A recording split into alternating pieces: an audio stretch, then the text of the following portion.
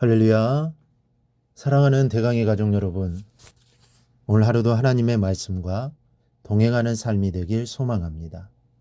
오늘 함께 나눌 하나님의 말씀은 요한복음 6장 30절에서 40절 말씀입니다.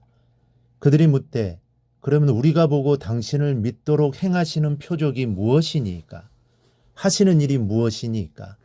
기록된 바 하늘에서 그들에게 떡을 주어 먹게 하셨다함과 같이 우리 조상들은 광야에서 만나를 먹었나이다. 예수께서 이르시되 내가 진실로 진실로 너희에게 이르노니 모세가 너희에게 하늘로부터 떡을 준 것이 아니라 내 아버지께서 너희에게 하늘로부터 참 떡을 주시나니 하나님의 떡은 하늘에서 내려 세상에 생명을 주는 것이니라. 그들이 이르되 주여 이 떡을 항상 우리에게 주소서. 예수께서 이르시되 나는 생명의 떡이니 내게 오는 자는 결코 줄이지 아니할 터이요 나를 믿는 자는 영원히 목마르지 아니하리라. 그러나 내가 너희에게 이르기를 너희는 나를 보고도 믿지 아니하는도다 하였느니라. 아버지께서 내게 주시는 자는 다 내게로 올 것이요 내게 오는 자는 내가 결코 내쫓지 아니하리라. 내가 하늘에서 내려온 것은 내 뜻을 행하려 함이 아니요 나를 보내신 이의 뜻을 행하려 함이니라. 나를 보내신 이의 뜻은 내게 주신 자 중에 내가 하나도 잃어버리지 아니하고 마지막 날에 다시 살리는 이것이니라. 내 아버지의 뜻은 아들을 보고 믿는 자마다 영생을 얻는 이것이니 마지막 날에 내가 이를 다시 살리리라 하시니라. 아멘. 지금까지 유대인들은 예수님이 행하신 수많은 기적을 보았고 몸소 체험했습니다.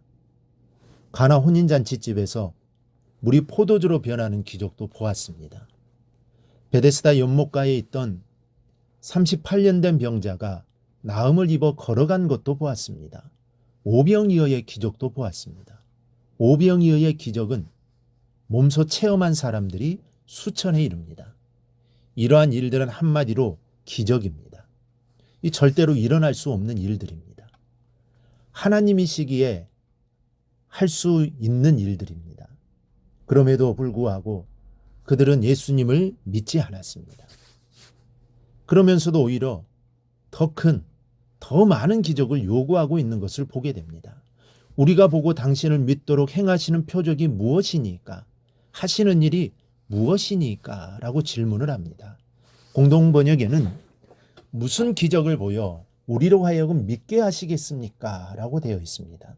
오병이어의 기적도 보았고 소경이 눈을 뜨고 문둥병자가 깨끗해지고 중풍병자가 일어나는 역사를 보았건만 이거 말고 또 다른 획기적인 기적을 보여달라는 것입니다. 그러면서 옛날에 모세가 광야에서 만나를 먹였던 역사를 이야기합니다. 31절에 보면 기록된 바 하늘에서 그들에게 떡을 주어 먹게 하셨다함과 같이 우리 조상들은 광야에서 만나를 먹었나이다. 한 번만 먹은 것이 아니라 계속해서 만나를 먹었다는 것입니다. 유대인들이 예수님께 만나 이야기를 꺼낸 데에는 이유가 있었습니다.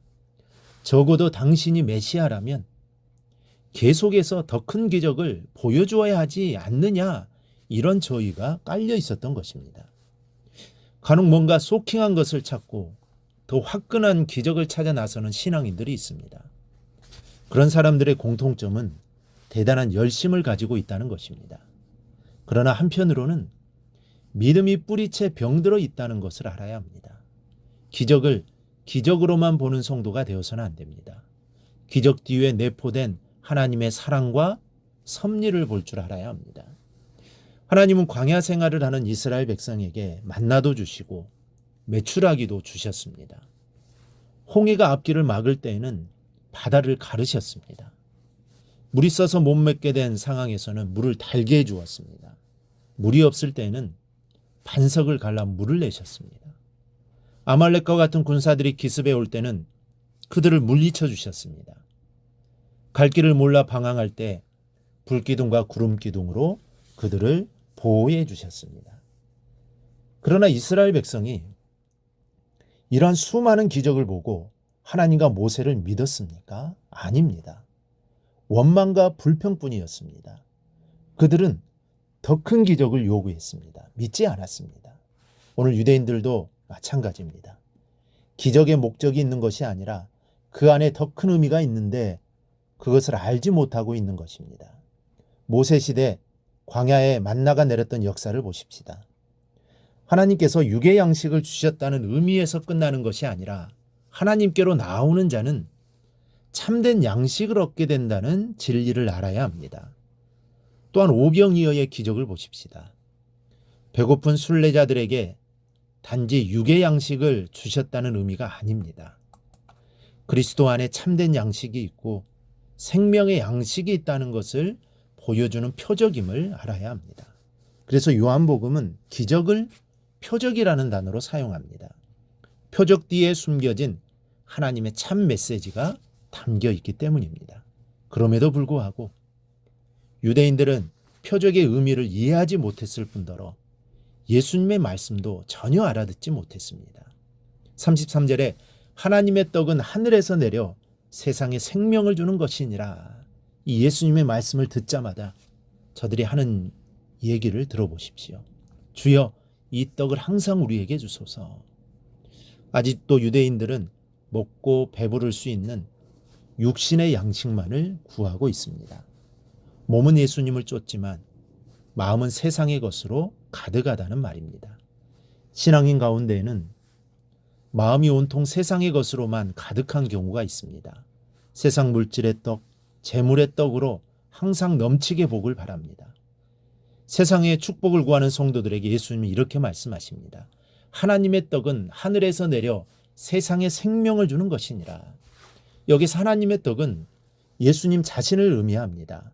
하늘에서 내려라는 말은 성육신하신 것을 뜻하며 세상에서 생명을 준다는 말씀은 그리스도 안에서 참 구원이 이루어짐을 말해주는 것입니다. 또 35절에는 나는 생명의 떡이니 내게 오는 자는 결코 줄이지 아니할 터이요 나를 믿는 자는 영원히 목마르지 아니하리라 말씀하십니다. 육신의 양식뿐만 아니라 영원한 목마르지 않는 생명을 주시겠다는 말씀입니다.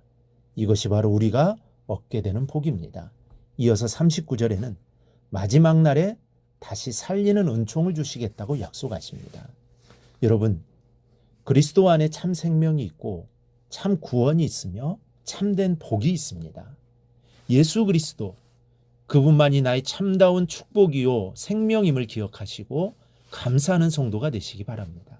세상의 것을 찾아 헤매는 것이 아니라 예수 그리스도를 찾는 자가 되시기 바랍니다. 행복을 세상 물질에서 찾는 것이 아니라 주님 안에서 찾는 여러분이 되시기를 바랍니다. 그리하여 하나님이 주시는 복을 누리며 살아가기를 바랍니다. 오늘도 함께 묵상한 말씀을 굳게 잡고 삶으로 실천하며 살아내는 대강의 모든 성도들이 되기를 축복합니다.